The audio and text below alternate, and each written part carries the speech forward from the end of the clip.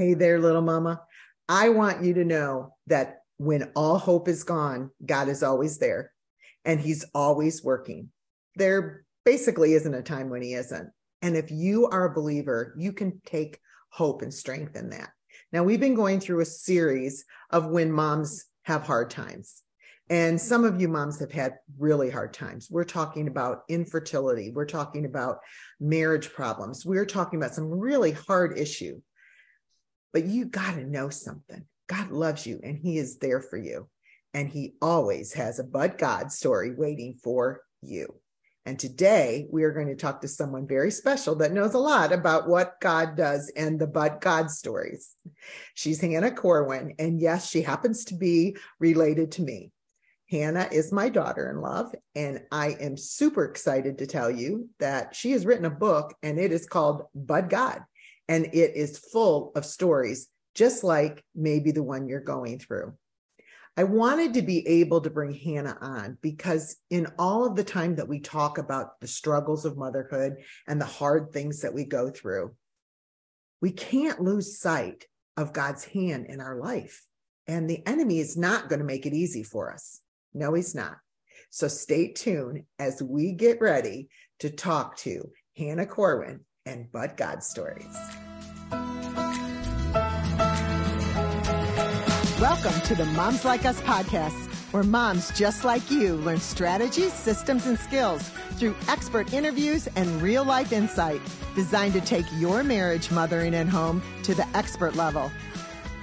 Hi, I'm Mona Corwin, your mom mentor and host, author, international speaker, and the founder of the Moms Like Us Academy. I've been coaching moms for over 25 years, and I have some really good news for you.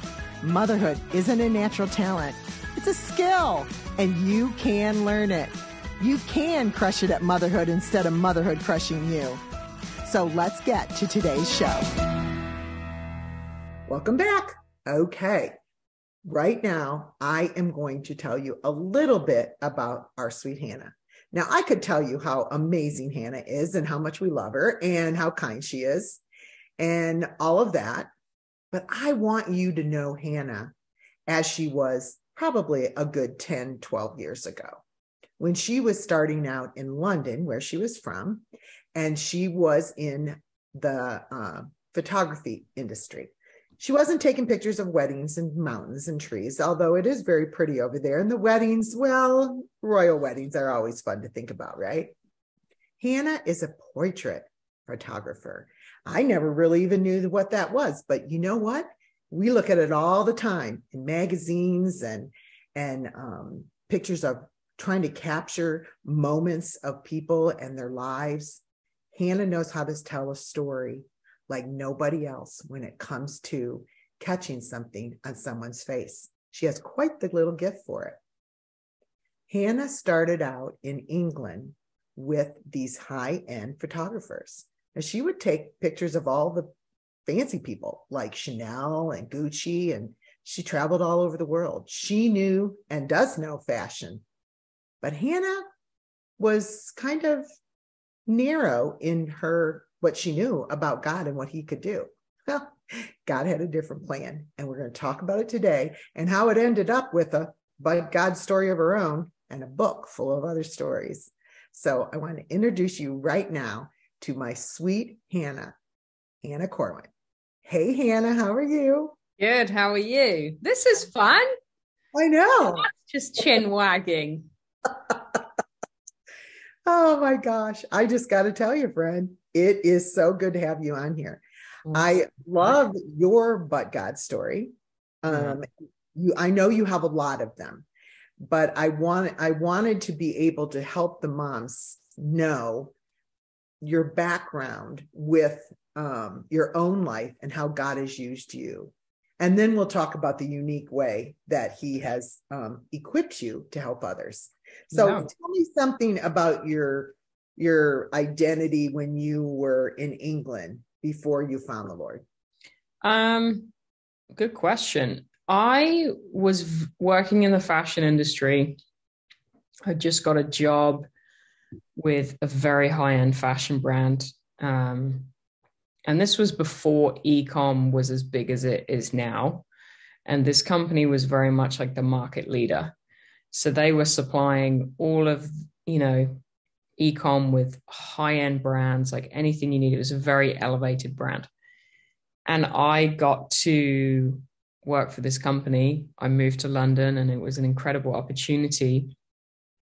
And I was just, if you don't know who you are in the fashion industry, it's very easy to just lose yourself in it very fast.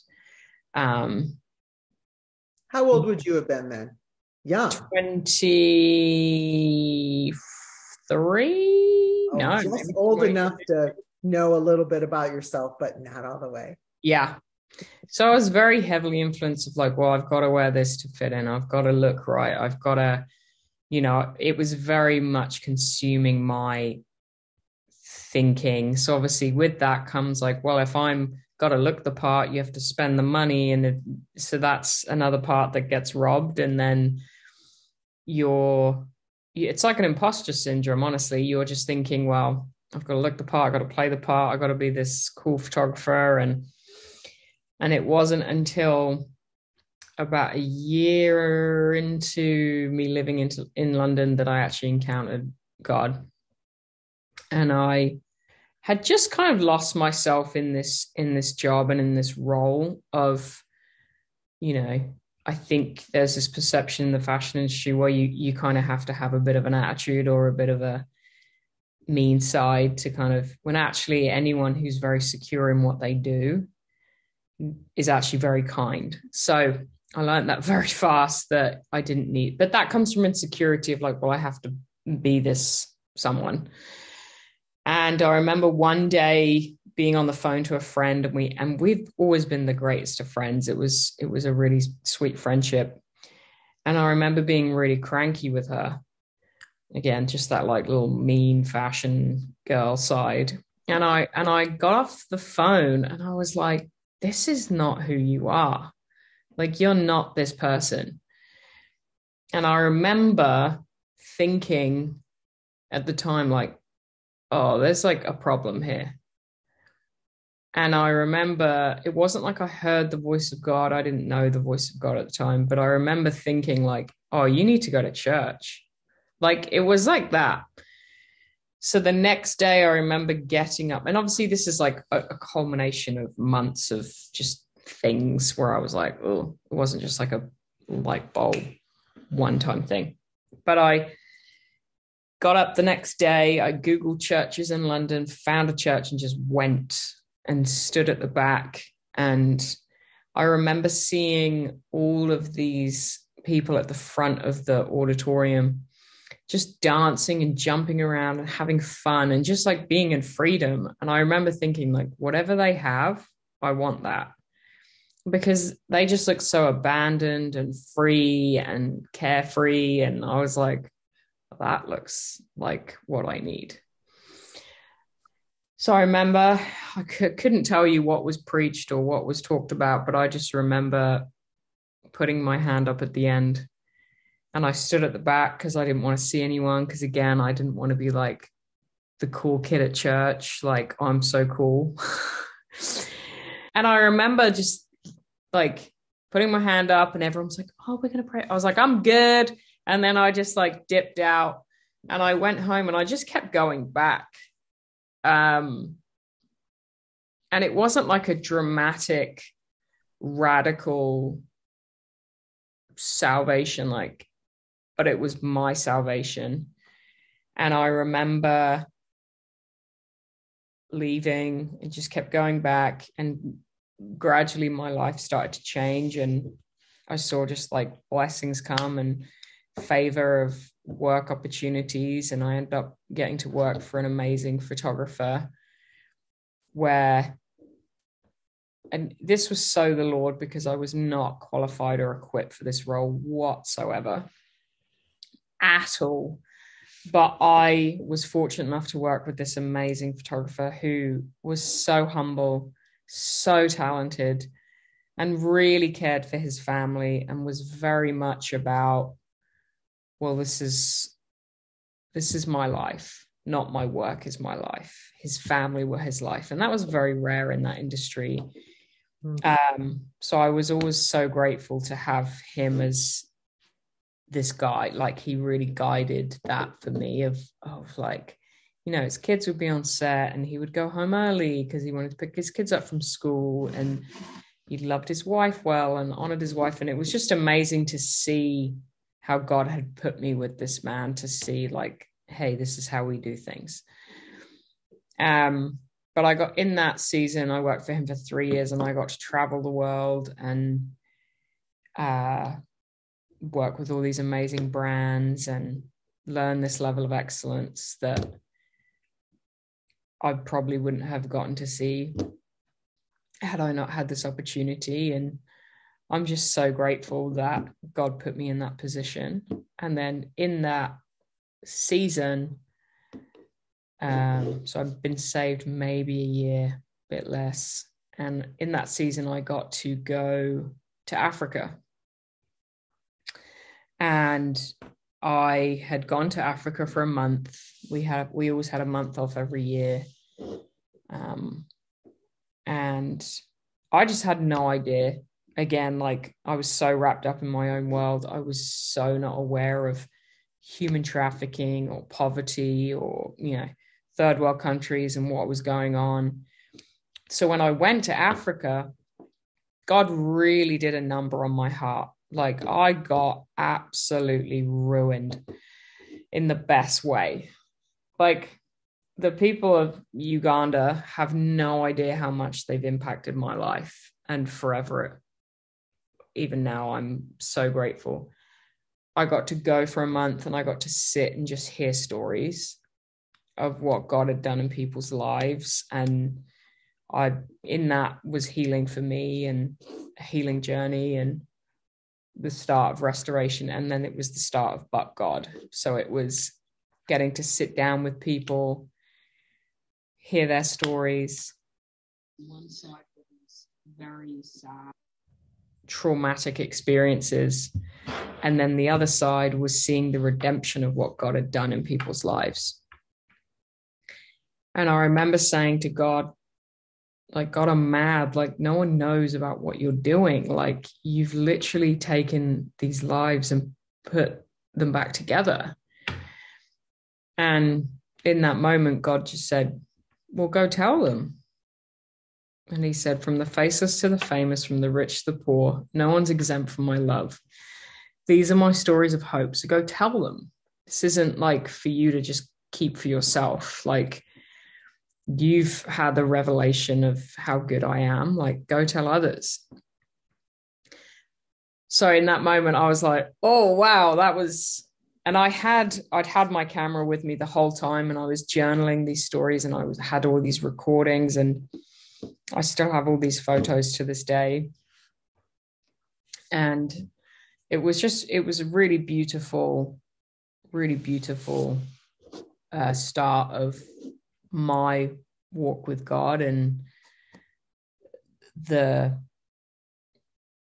pruning of my heart and softening of my heart, and God really getting into those areas that I wasn't willing to deal with. But you take someone to another country and bring them away from what they know and their familiarity, it'll really open you up real fast. So that was fun.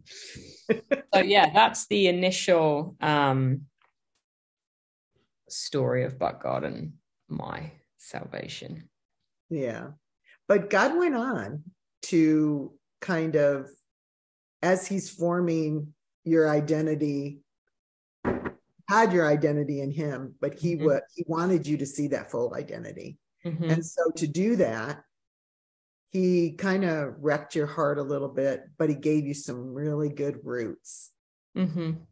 And, you know, you still had your gift. You still had your talent. You still were working and doing amazing things, just like you were in London. Mm-hmm. But God was shaping the inside of you. Mm-hmm. What are some of the things that he shaped in you that you were surprised, that you were happy about? That's a great question. I I think there was a lot of wounds from my parents. My parents are divorced, and there was a lot of wounds there that hadn't been dealt with. So there was a lot that I wasn't ready to confront.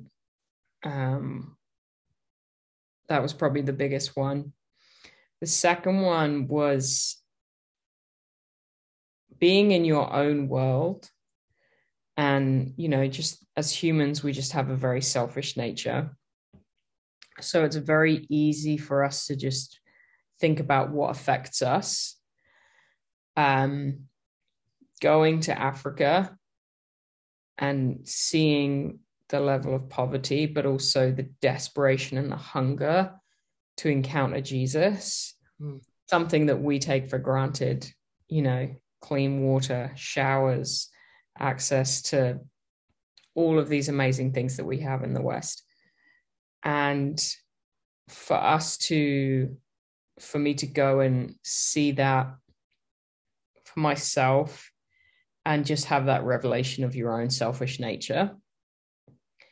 And that wasn't like, oh my gosh, like I'm so selfish. It was just like, wow, there's so much that like I have to work on and things have to change in my heart. And don't you just love that about Holy Spirit? Yeah. Because it was so gentle. Now, he could have done that in the middle of London, but he wooed your heart. Yeah. And just said, this is going to be hard. You're going to have to look at some stuff. But I'm gentle when I take things apart because I build things back together so beautifully. Yeah. And your story isn't much different than so many of us that, and you moms that are listening, is that the devil doesn't leave anybody alone. No. We all have broken parts of our childhood and our lives, and the ones that we've been talking about in this series that were like, I don't deserve this. I didn't do this. Yeah. I'm not selfish, but these things are happening to me. And then on the other hand, it can be, oh, yeah, I don't think that I deserve this, but I'm a selfish person. So God will take things and just switch them around. And this is the but God part. It just really, every single day can be a but God day. Yeah. A single issue can be a but God day. Yeah. And it's how real God really becomes to you. So you come to Nashville, because my son did not meet you in Africa. He had gone to the same place you had. And my husband and I, Dad and I, had supported this exact place you were at. We had been supporting it for about 10, 15 years. Yeah. And so it's really, what a cool little twist that God just put on that. Yeah. And we had always wanted to go. And we even have a song that when we land one day there, we're going to play this song. We may never get there, but God was weaving a different story with our son going and sweet Hannah going. And I love how God takes things and you think they're going to go one way. And he says, but I have a better story. So you come to Nashville. Yeah. Yes, you're the girl without a car. Yeah. How Max described it. Without a car. Their love story is so amazing. When we do love stories, I might just have them on. So you come to Nashville and I meet you Thanksgiving. You come in, you're the girl without the car, and you didn't have anywhere to go on Thanksgiving. So you came to our house. And I remember seeing you come in the door, and I said to my daughter, I said, who's that? And she said, oh, that's Hannah. I said, oh, the girl without the car. And I said, does Max like her? And she says, no, they're just friends. But there was something about the way you two looked at one another that I thought, that's interesting. I haven't seen my son smile like that in a long time. So Hannah came over and we sat down with all the people that were there at the house. It And was she very scary.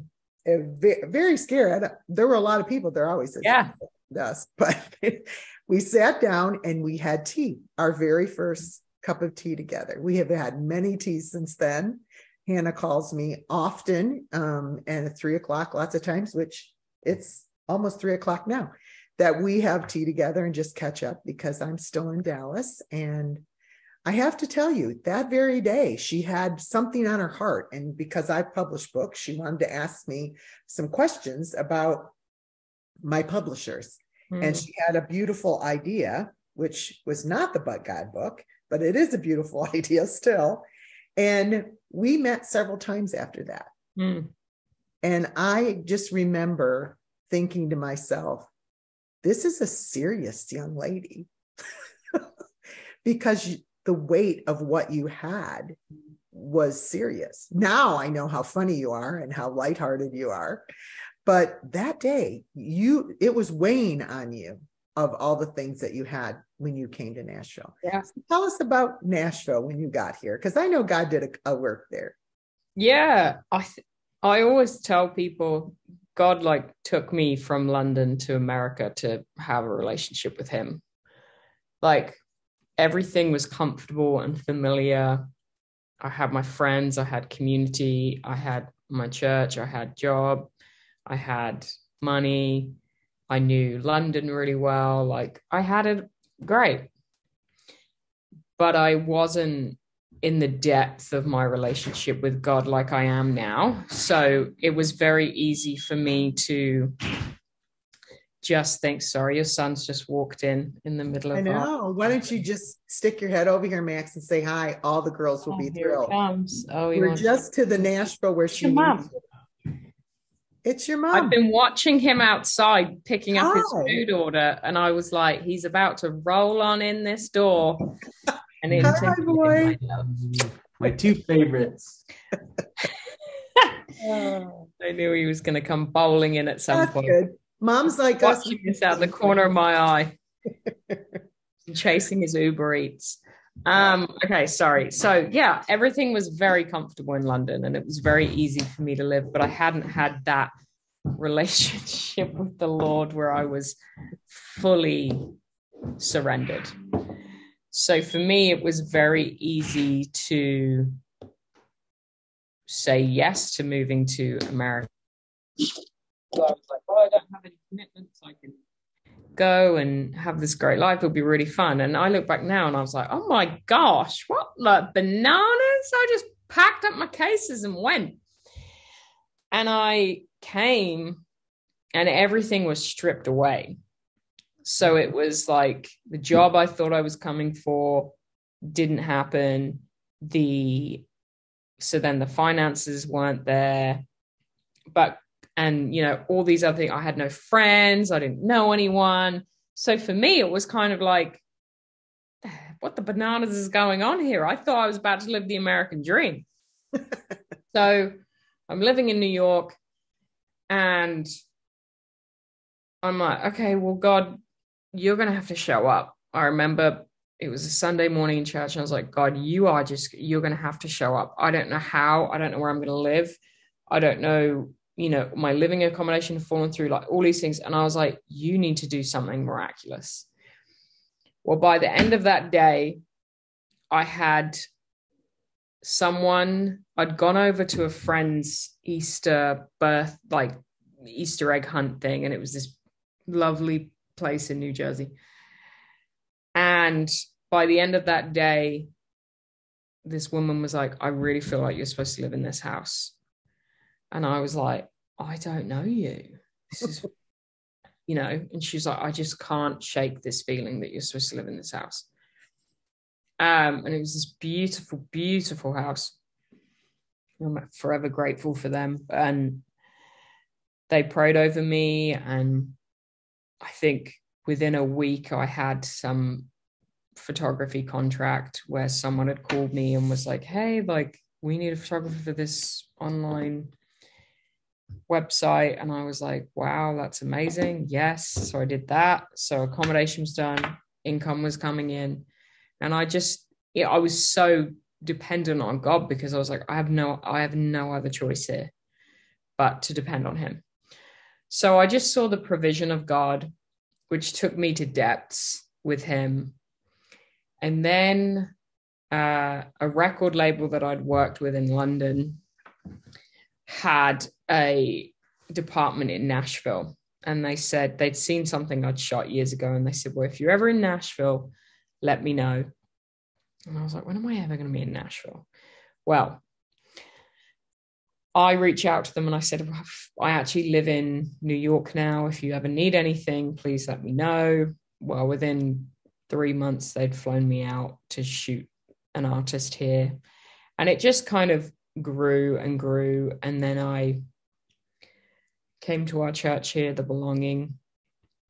And I just had encounter after encounter after encounter with the Lord where he just like met every need and saw every wound. And we just went on this healing journey together.